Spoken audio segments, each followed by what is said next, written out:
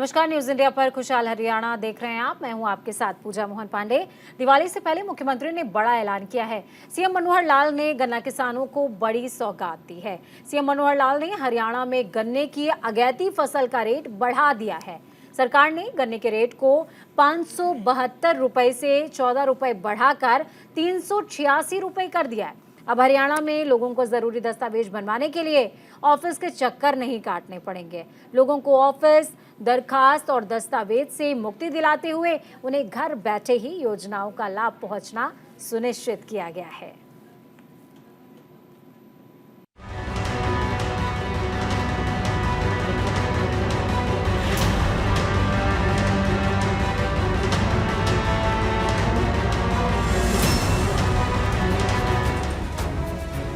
दो 2014 से मुख्यमंत्री मनोहर लाल की अगुवाई में हरियाणा लगातार विकास की ऊंचाइयों को छू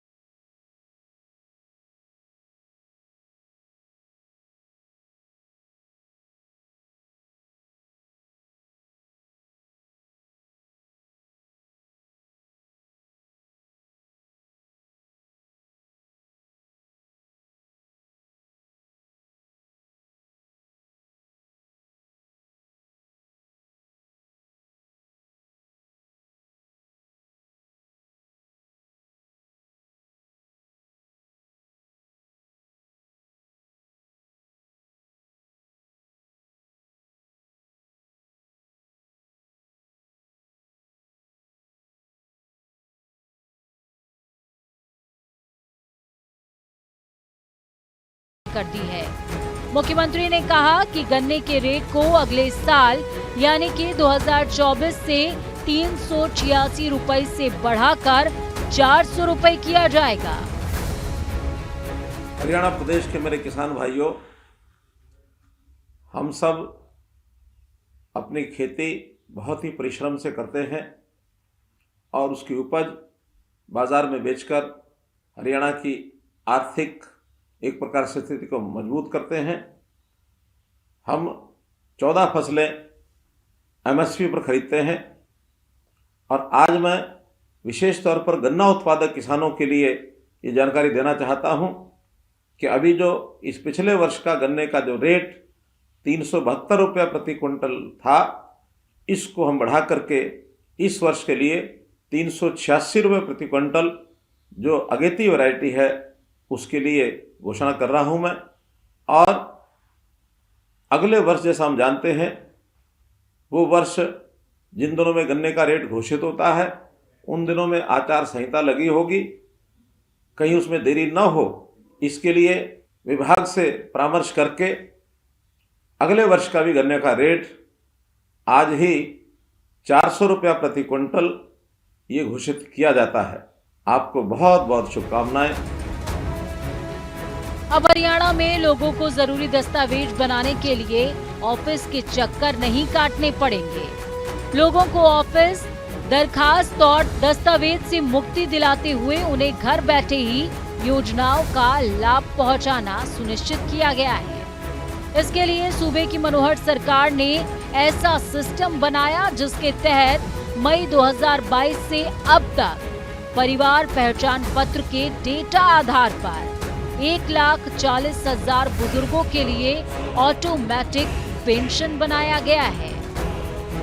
जब 2014 के अंदर सरकार बनाई थी, दृश्य देख करके बहुत ही पीड़ा भी होती थी, अचंभा भी होता था कि हमारे जो बुजुर्ग हैं पेंशन के लिए उनको कैसे भटकना पड़ता है। दरखास्त लिखवाते हैं, फिर किसी दफ्तर जाते हैं, उनकी फाइल, उनका दस्तावेज तैयार होता है, महीनों महीने घूमते रहते हैं, लेकिन उनको पेंशन बनकर नहीं देती थी।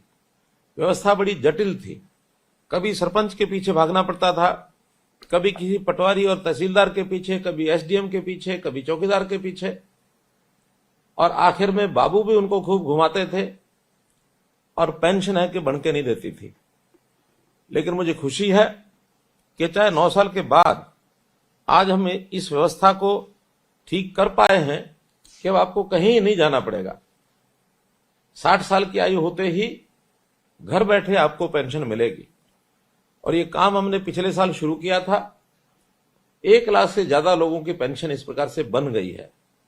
अब ऐसे सब लोग, चाहे पहले वाले पेंशनधारी हैं चाहे नए पेंशन वाले हैं, इस समय तक तो 2750 रुपया महीना आपके बैंक खाते में जाता है।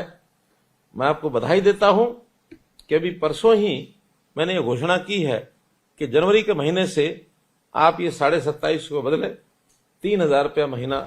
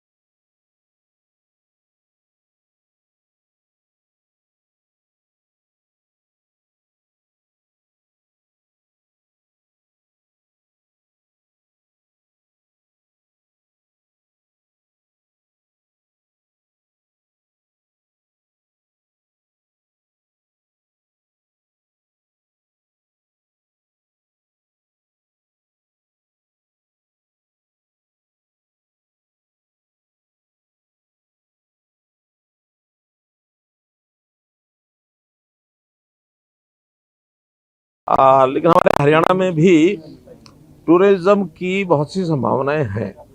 जो कुछ तो हम पहले शुरू कर चुके हैं, कुछ की जो नई संभावनाएं तलाश करके एक एक चीज को आगे बढ़ा रहे हैं। जैसा पिछले दिनों में टिक्कर ताल के ऊपर वाटर स्पोर्ट्स, एडवेंचर स्पोर्ट्स, इस नाते से हमने और कार्यक्रम किए थे, आप लोगों को सबको जानकारी आप आए थे।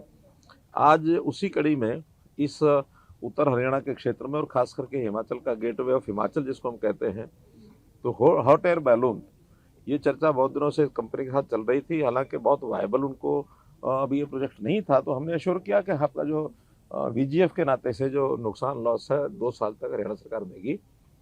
उनके साथ सारी बातचीत होने के बाद और आज ये हॉट एयर बैलून का जो एक प्रोजेक्ट है, इसको आज शुरू किया गया है। एक ट्रिप प्रातःकाल ये सनराइज के समय से पहले इनको करना होता है, क्योंकि उनकी अपनी कंडीशंस होती हैं, हवा की कंडीशन और मौसम का सारा।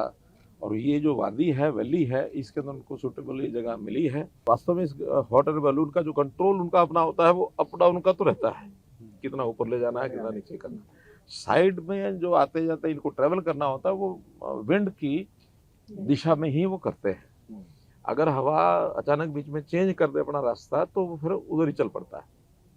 हमारा भी जब ये इवेंट शुरू हुई तो उन्होंने पहले कहा कि एयर स्ट्रिप पर उतरेंगे, डायरेक्शन उधर की है, लेकिन बीच में ही रास्ता उन्होंने विंड के कारण से बदलना पड़ा और हमको कहा कि अब ये जाएगा गार्डन, मुगल गार्डन, ये अपना पिंजौर गार्डन। तो हमने अपनी गाड़ियाँ पिंजौर गार्डन मंगाई उतरने के लिए। एक 10 मिनट के बाद उनका अगर ये रास्ता फिर से हमारा उधर ही हो गया है, एयर स्ट्रिप की तरफ। तो लेकिन वो कुल मिला करके दोनों के बीच में हमें एक स्थान के ऊपर उतारा। इनको लैंडिंग और टेक ऑफ, इनकी मास्टरी होती है। ठीक जगह पर लैंडिंग करते हैं, जहाँ खाली जगह उसके ऊपर लैंड कर लिया, और बहुत नीचे भी ले आते हैं, जब पेड़ों के साथ भी। अच्छा, बहुत से जानवर, जंगली जानवर वो हमको देखने को मिले और बहुत अच्छा एक दृश्य मिला। घरों के ऊपर लोग छतों पर चढ़ गए हैं, वेव कर रहे हैं, उनके लिए एक नया अनुभव था। एक एडवेंचर स्पोर्ट्स के नाते से एक कदम आज हमने बढ़ाया है, और निश्चित रूप से इसका लाभ हरियाणा का कई दृष्टि से है। बहुत से लोगों को रोजगार भी मिलता है इससे। कुछ जो हाई एंड टूरिस्ट हैं उनको इसमें चढ़ने के बाद आनंद भी मिलता है, और अब ये लगातार 2 साल तक अब चलेगी। हमने इसमें 72 लाख रुपया VGF 2 साल के लिए सैंक्शन किया। सर, आम लोगों मनोहर सरकार न केवल इंफ्रास्ट्रक्चर पर काम कर रही है, बल्कि लोगों के बुनियादी सुविधाओं पर भी ध्यान दे रही है। इसी कड़ी में अब 60 साल से ऊपर की आयु के लोगों के लिए मुख्यमंत्री तीर्थ यात्रा योजना बनाई गई है, जिसके तहत अयोध्या, वाराणसी, प्रयागराज, मथुरा, अमृतसर, पटना साहिब जैसे तीर्थ स्थानों के लिए प्रदेश सरकार रेलवे यात्रा मुफ्त करवाएगी।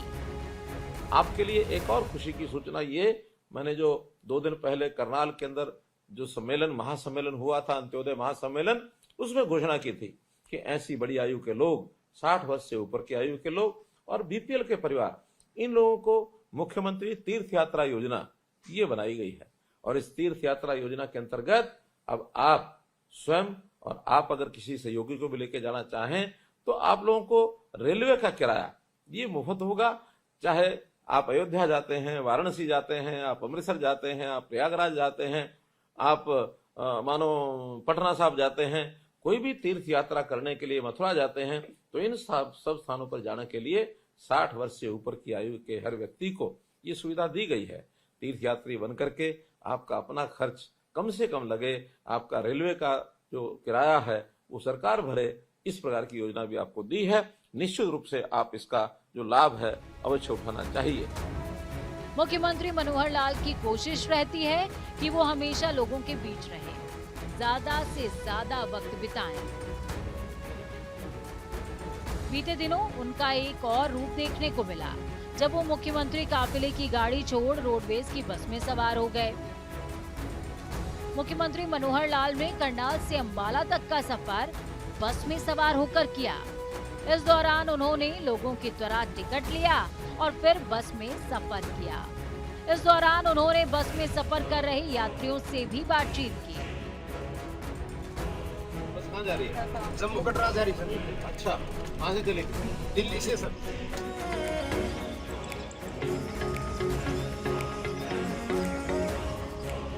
पंजाब से ब्लॉक करता हूँ, स्टेट में नहीं किया, हम करने का बात सभी बसों का ब्लॉक रोड। हाँ जी सर, ऐसा नहीं कि नहीं होता, वालों का नहीं होता, वालों का वालों का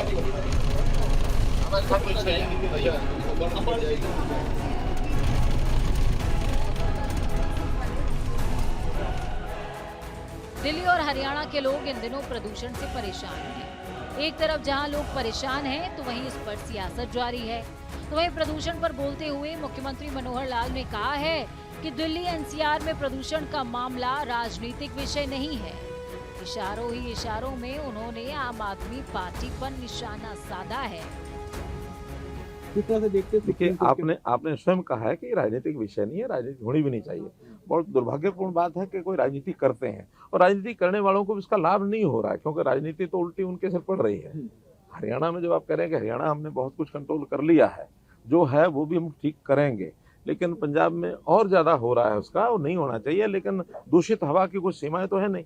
जो पंजाब में पराली जलती है, लॉस तो उसका जनता को, हरियाणा की जनता को भी हो रहा है, दिल्ली को भी होता है, सब होता है। लेकिन हम सब मिलकर के उस समस्या का समाधान करें और पराली जलाने वाले जो किसान हैं वो न जलाएं, उनको सुविधाएं, उनको सब्सिडी, उनको इम्प्लीमेंट्स ये सब उपलब्ध कराएं, ताकि, और आज पराली ये कमर्शियल चीज बन चुकी है, उसकी कीमत मिलती है, उसका उपयोग हो रहा है, तो इस ओर सबको बढ़ना चाहिए। मैं तो अपील करता हूँ, चाहे वो हमारे अरविंद केजरीवाल हो, चाहे भगवंत मान हो, हमारी आवश्यकता, किसी प्रकार की सहायता की आवश्यकता हो तो हम हमेशा देने के लिए तैयार हैं।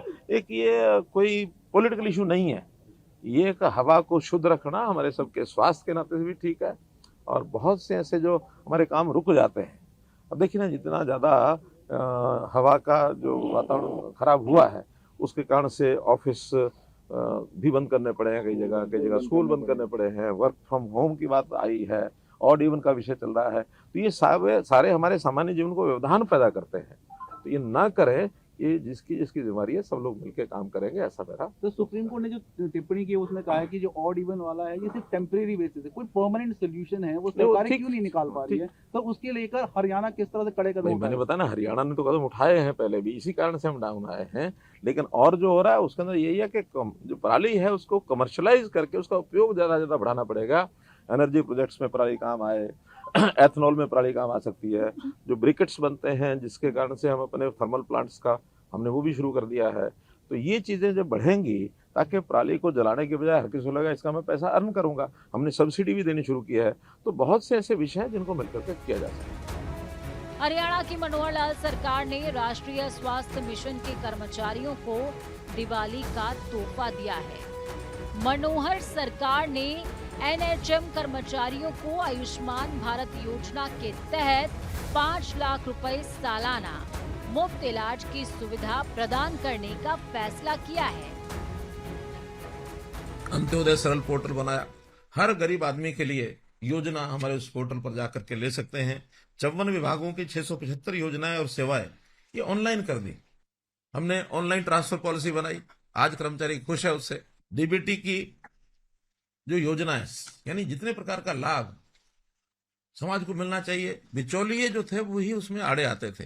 जितना पैसा रिलीज होता था उसका बहुत बड़ा प्रतिशत जो है बीच में गायब हो जाता था। हमने डीबीटी की सारी योजनाएं बनाई, किसानों के लिए जो उनको पैसा दिया शायद 80,000 करोड़ रुपए के लगभग हमने किसानों को सीधा उनके खातों में डाला है। और 1182 करोड़ रुपया जो कहीं ना कहीं शायद गायब हो जाता, वो उसमें से बचत हुई है। हम जड़ों से भी जुड़े हैं और हमने आधुनिकता के आधार पर टेक्नोलॉजी का सहारा लेकर के आज भी सारे काम किए हैं। इस प्रकार से व्यवस्था परिवर्तन का हमने काम किया है। मुख्यमंत्री मनोहर लाल ने पूर्व सरकारों को आड़े हाथों लेते हुए जमकर निशाना साधा। उन्होंने कहा कि पहले की सरकारों में सूबे में भाई भतीजावाद को बढ़ावा दिया, क्षेत्रवाद के लिए काम किया। उन्होंने पहले की सरकारों के ऊपर आरोप लगाते हुए कहा कि वो जनता को लूटती भी थी और फिर कूटती भी थी, लेकिन हमने सभी प्रदेशवासियों को अपने परिवार का हिस्सा मानकर काम किया है।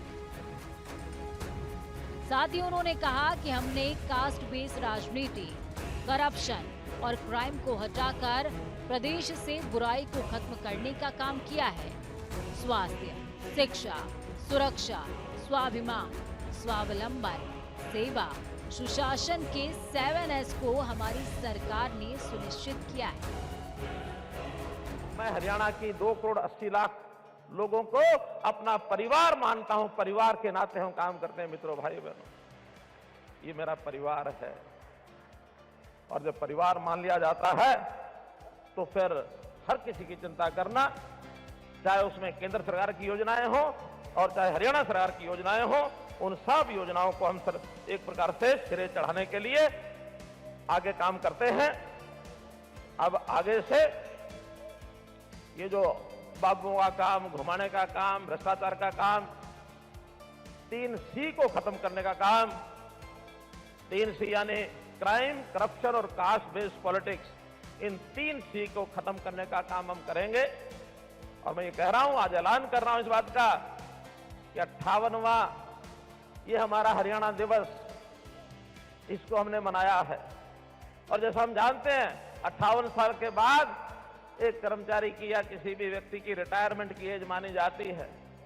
ये जितनी बुराइयां प्रदेश में पनपी हैं, हमने लगातार 9 साल मेहनत की है और उस मेहनत के बाद आज हम इस लेवल पर कहने लायक हो गए हैं। आज से इन सब बुराइयों का और रिटायरमेंट होने का टाइम आ गया, हमने सब रिटायर कर दी। किसी बुराई को भी हम पनपने नहीं देंगे, जड़ से मिटाएंगे और 7S पर काम करेंगे। 7S, शिक्षा, स्वास्थ्य, सुरक्षा, स्वावलंबन, स्वाभिमान, सुशासन और सेवा, ये 7S हैं जो जनता के काम आएंगे। उनके लिए शिक्षा, स्वास्थ्य, सुरक्षा, स्वाभिमान, स्वावलंबन, सुशासन और सेवा, इस नाते से 7S पर काम करेंगे। और जनता का जो खजाना है, सरकारी खजाना, इस गरीब जनता के लिए खोल के रखेंगे, कभी कोई कमी नहीं आने देंगे। मित्रों, भाइयों बहनों, हरियाणा की 58वें स्थापना दिवस पर जहां सीएम मनोहर लाल ने लोगों को बधाई दी, तो वहीं इस खास मौके पर उन्होंने कहा कि बीते 9 सालों में राज्य सरकार ने प्रदेश के पंक्ति में खड़े अंतिम व्यक्ति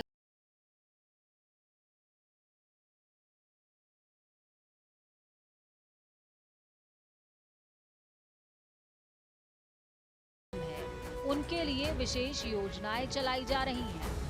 हरियाणा भारतीय गणतंत्र के मानचित्र पर 17वें राज्य के रूप में 1 नवंबर 1966 को अस्तित्व में आया था, परंतु आदिकाल से ही हरियाणा की यह देवधरा भारत माता का आभूषण रही है। वैभव, समृद्धि, ज्ञान तथा धन धान्य से भरपूर इस भूमि पर भारतीय सभ्यता फली फूली तथा मनीषियों ने वैदिक संस्कृति की रचना भी यहीं की। यहाँ महाराजा कुरु ने कुरुक्षेत्र में स्वर्ण मंडित हल चलाकर कृषि युग का शुभारंभ किया। हरियाणा सरकार के 9 वर्ष पूरे होने पर करनाल में एक बड़ा कार्यक्रम आयोजित किया गया। इस खास मौके पर मुख्यमंत्री मनोहर लाल ने प्रदेश के लोगों को बड़ी सौगात दी है। सीएम मनोहर लाल ने अंत्योदय महासम्मेलन में घोषणा करते हुए कहा कि अगले साल यानी कि 1 जनवरी 2024 से प्रदेश में सामाजिक पेंशन के लाभार्थियों को 3000 मासिक पेंशन दी जाएगी। मौजूदा समय में 2750 रुपए पेंशन दी जा रही है। कि अभी जैसे योजनाओं में पता है कि लगभग 30 लाख लोगों को हम मासिक पेंशन 2750 रुपया दे रहे हैं। उसमें वृद्धावस्था पेंशन है, उसमें विधवा बहनों को पेंशन मिलती है, उसमें दिव्यांग बंधुओं को पेंशन मिलती है, कुछ और जो परमानेंट स्थायी बीमारी के नाते से कुछ लाचार लोग हैं उनको मिलती है, 27.5 रुपए मिलती है। हमने अपने घोषणा पत्र के लगभग 95% वादे पूरे कर दिए हैं। एक 5% जो बचे हैं इस वर्ष के अब शुरू हुआ है, अगला पूरा वर्ष हमारे पास है। लेकिन एक बड़ी घोषणा जो हमने वादा किया हुआ है कि हम इस पेंशन को 2000 से 3000 करेंगे। 250 रुपया बचा है। 1 जनवरी से ये योजना 3000 रुपया इन बंदों को मिलेगी, ऐसी ये घोषणा मैं करता हूँ। बीते दिन सरदार पटेल की जयंती के मौके पर पिंजौर में सीएम मनोहर लाल ने दौड़ को हरी झंडी दिखाई। इस दौरान उन्होंने राष्ट्र के प्रति सरदार पटेल के योगदान को याद करते हुए कहा है कि सरदार वल्लभ भाई पटेल ने भारत की एकता को आकार देने में महत्वपूर्ण भूमिका निभाई। देश की आजादी के बाद सरदार वल्लभ भाई पटेल ने 562 रियासतों को भारत के संविधान के साथ जोड़ने का काम किया। बचा हुआ काम प्रधानमंत्री नरेंद्र मोदी के नेतृत्व में किया जा रहा है। आज से 9 वर्ष पूर्व हम पूर्व की सरकारों को देखें, उस समय जिस प्रकार का एक माहौल था, उस माहौल में एक निराशा का वातावरण था, एक अवसाद का वातावरण था। भाई भतीजा के नाते गिने चुने लोगों को लाभ मिलता था, बिचौलिए काम करते थे, जाति और वर्ग इस नाते से बोलबाला रहता था। लेकिन आज हम लोगों ने वो सारी चीजें पलटी हैं। देखा जाए तो आज भी वो बाज नहीं आ रहे उन बातों से। 21वीं सदी में मोबाइल ने संचार क्षेत्र में एक क्रांति ला दी है। हरियाणा के विकास में भी ई क्रांति महत्वपूर्ण भूमिका निभा रहा है। सीएम मनोहर लाल ने सरकार के 9 साल पूरे होने पर कहा कि आधुनिक टेक्नोलॉजी का सहारा लेकर जनहित के काम किए जा रहे हैं। हम लोगों से पूछते हैं आपको ये सुविधा मिल रही है? मिल रही है। पेंशन टाइम से मिल रही है? मिल रही है। राशन कार्ड बन गया? मिल गया। आयुष्मान का लाभ मिल रहा है? मिल रहा है। किसी को मुआवजा मिला कि नहीं मिला? मिला। जितनी योजनाएं सबका लाभ मिला। और ये अंत्योदय तो है कि अंत्योदय ही पता नहीं हमको क्या है। भाइयों बहनों, इसको सरल शब्दों में समझना हो तो ये गरीब का उदय है। अंत्योदय माने गरीब उदय। गरीबों को कैसे आगे बढ़ाया जाए। कांग्रेस ने हमेशा नारे दिए, गरीबी हटाओ, कभी 4 सूत्री कार्यक्रम, कभी 20 सूत्री कार्यक्रम, मैं कहूंगा इन गरीबों के साथ 420 भी करते रहे, वो 4 सूत्री 20 सूत्री 420 का खेल खेलते रहे, लेकिन अब उनके भौरे में चक्र में नहीं आएंगे, जनता नहीं आएगी, ऐसा मेरा विश्वास है। अगले साल लोकसभा चुनाव के बाद हरियाणा में विधानसभा चुनाव भी होने हैं। ऐसे में विकास का काम हो या फिर भ्रष्टाचार पर प्रहार, सीएम मनोहर लाल ने प्रदेश को बीते 9 सालों में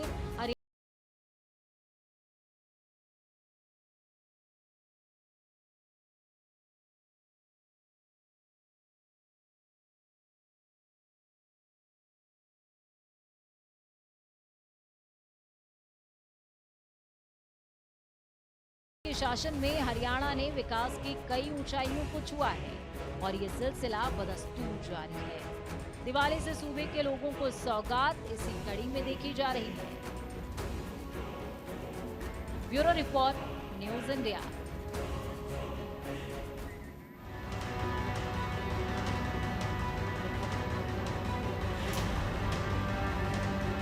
तो खेत खलिहान हो या घर की रसोई, सीएम मनोहर लाल ने हर क्षेत्र में अपना दखल भी दिया है और लोगों को खुश करने की बदस्तूर कोशिश भी की है और वो कोशिश नजर आती है। वक्त यहाँ पर छोटे से ब्रेक के उस पार खबरों का सफर लगातार जारी रहेगा।